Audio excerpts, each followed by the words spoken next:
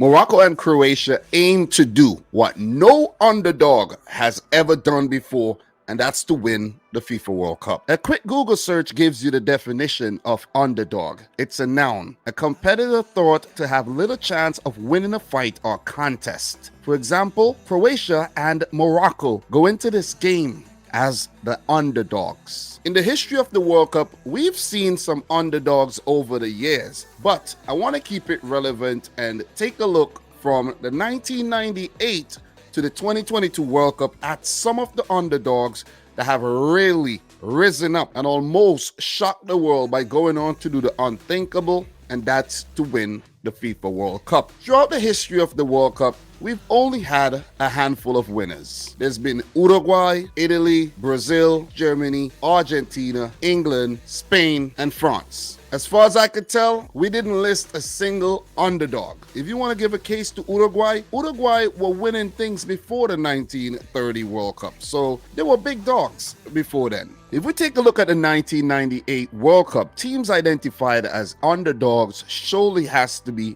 Denmark and Croatia. Denmark were fresh off winning Euro 1992 and the Confederations Cup of 1995. They did that as underdogs. So if you ask me, Denmark are probably the biggest underdogs ever in world football, right? But that could change. Croatia were indeed the true underdogs of the 1998 World Cup, making their debut at the tournament and going on to place third. We move into the 2002 World Cup where we had quite a few underdogs at that tournament. And the first one that comes to mind is Senegal. The African nation were making their debut at the World Cup and went on to make it all the way to the quarterfinals. They defeated Sweden 2-1 in the round of 16, and that's after knocking out holders France in the group phase. The USA might also want to put their hands up and say they were underdogs at that tournament when they made it to the quarterfinals. But the true underdogs of the 2002 World Cup, the last time the tournament was hosted on Asian soil, are Turkey and South Korea. South Korea were one of the co-hosts of that tournament along with Japan, and they ousted Italy in the round of 16, defeated Spain on penalties in the quarterfinals, and only missed out to the mighty Germans in the semis. As for Turkey, they dismissed co-host Japan in the round of 16, Senegal in the quarterfinals, but lost a goal to nil to Brazil in the semis, and claimed the bronze medal by defeating South Korea in the third place playoff match. The true underdogs of the 2006 World Cup were Ukraine, who were making their debuts at the tournament. Led by Andriy Shevchenko,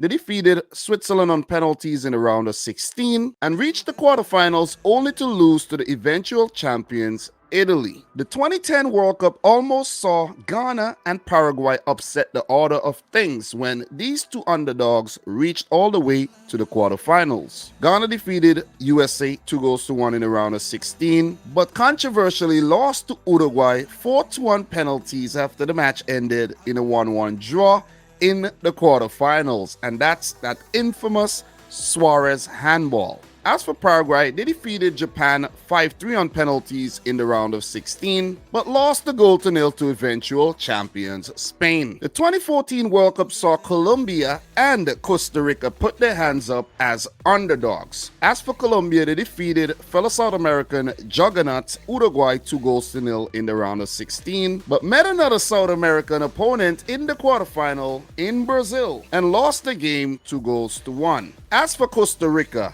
they were the real underdogs of the 2014 World Cup indeed, because no one thought that they would make it all the way to the quarterfinals at all. Costa Rica, they defeated Greece 5-3 on penalties in the round of 16 and barely lost to the Netherlands on penalties in the quarterfinals 4-3. That was indeed a magical run by Costa Rica and Colombia. We fast forward to the 2018 World Cup where we had three underdogs: the host Russia, Sweden, and the finalist Croatia. That name sounds familiar, right? Croatia? Russia ousted Spain 4-3 on penalties after the match ended 1-1 in the round of 16, but lost to the finalist Croatia on penalties 4-3 after that game ended 2-2 in the quarterfinals. As for Sweden, they defeated Switzerland 1-0 in the round of 16, but lost to England 2-0 in the quarterfinals. And where this video comes full circle is with Croatia, topping a group which had Argentina,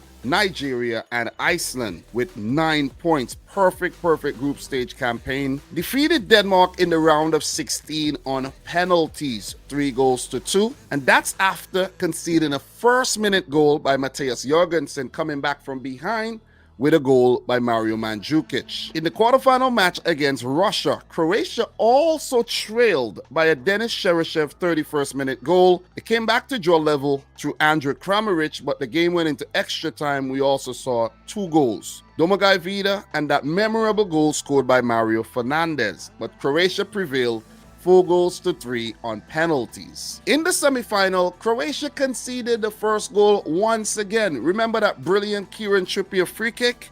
Yeah. Ivan Perisic in the 68th-minute equalized, and Mario Mandzukic scored a stunner in the 109th minute in extra time to give Croatia a memorable 2-1 win to book their place in the final to face France. So far, this is the only team that have stood in Croatia's way of winning the World Cup and becoming that ultimate underdog.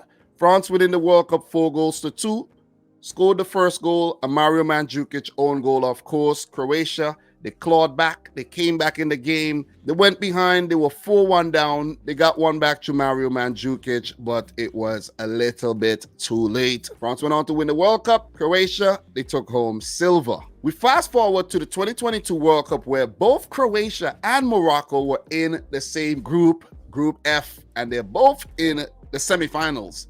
So they're the ultimate underdogs of the 2022 World Cup, because if you don't get past the round of 16, I don't really look at you as an underdog at all. So Croatia, Morocco, fans are dreaming. Could they pull off some of the biggest upsets ever in football history and go on to make it to the final? If both teams make it to the final, we will indeed have a new World Cup winner and a team crowned the ultimate underdog. Is it going to be Croatia or is it going to be Morocco? Well, the teams met each other in the group phase and it ended 0-0 after 90 minutes. Morocco went on to top the group, and let's take a look at their journey so far to the semis. Under new coach Walid Regragui, the team have only conceded once, and that's an own goal against Canada. A 0-0 draw against Croatia, 2-0 win over Belgium. Note, I said Belgium. Defeat in Spain on penalties, 3-0 in the round of 16 after the game ended 0-0 after extra time. And then defeat in Portugal, 1-0 within 90 minutes, even with a red card towards the end.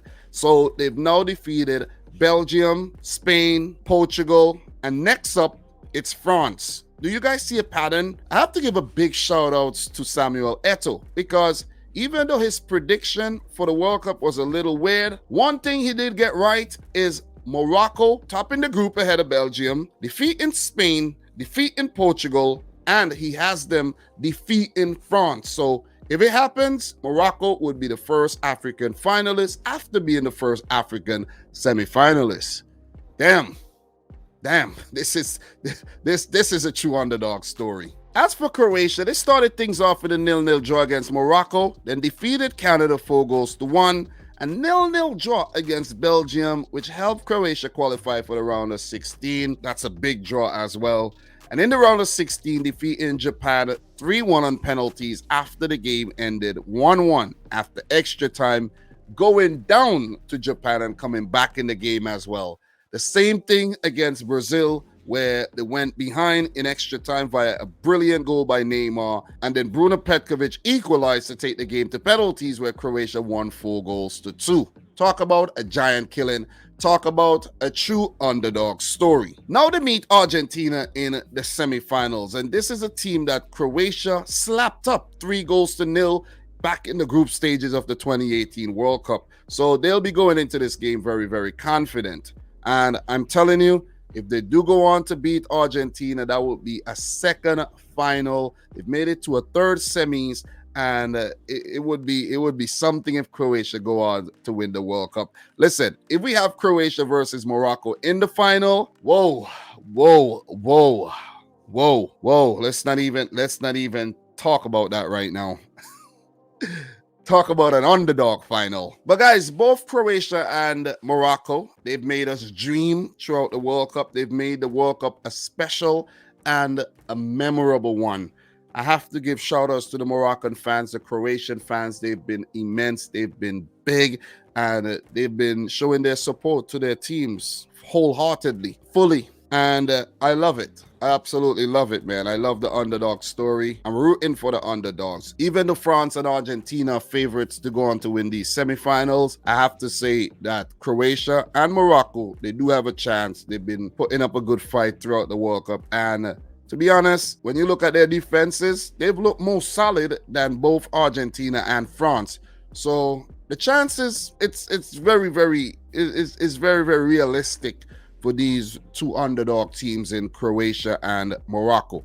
If they do fail to move on to the final, they will meet each other in the third place match, where one of these teams would take home the bronze medal. Look, I have to say, it doesn't matter what happens from here on. The World Cup, it has been a success for both Croatia and Morocco. No need to be ashamed if you get knocked out in the semis. No need to hold your heads down. You walk away proud and you walk away feeling accomplished, having gotten all the way to the semis where no one, I don't think, well, I won't say no one, but most people didn't think that this could actually happen. So give it up to Zlatko Dalic and his Croatian boys. Give it up to Luka Modric, Joško Vardiel, Dominic Livakovic, the stars for Croatia. And for Morocco, look, Walid Regragui and his boys, Ashraf Hakimi, Hakim Ziyech, Yassine Bonu, Roman Saiz, Azadine Onahi, Sofiane Amrabat, Yusuf Enezairi, you name them. There's been so many stars that's been born from this Moroccan run to the semifinals. And I wish both teams all the best. And I do hope that one of them go on to win it. And we do have a new World Cup winner, preferably an underdog. The perfect underdog story. They will be the biggest underdog ever in the history of this sport and probably any sport across the world. So guys, I just wanted to touch on this whole underdog story and give, notable mentions to Croatia and Morocco for the great job they've done, for the entertainment value that they've provided for us all at the World Cup. Because if it wasn't for them, to be honest, this would have been one boring World Cup. I kid you not. I kid you not. Croatia knocking out Brazil was a highlight. And of course, for Morocco, just topping their group ahead of Belgium and Croatia. Going in the round of 16, knocking out Spain. Quarterfinal, knocking out Portugal. And could they knock out another European juggernaut in France, where there's been history, there's been political history? Could they do it? Oh man, that would send shockwaves throughout the football world indeed. So listen, that would indeed tip the Richter scale. But guys, I'm your boy Dominic Rich. I just wanted to touch on this. I had fun. I hope you did too. And make sure you hit the subscribe button on the video. Like the video if you haven't yet done so. Let me know if I miss any major talking points down below. And until my next one, peace out. Rich Squad. All the best to Morocco and Croatia indeed.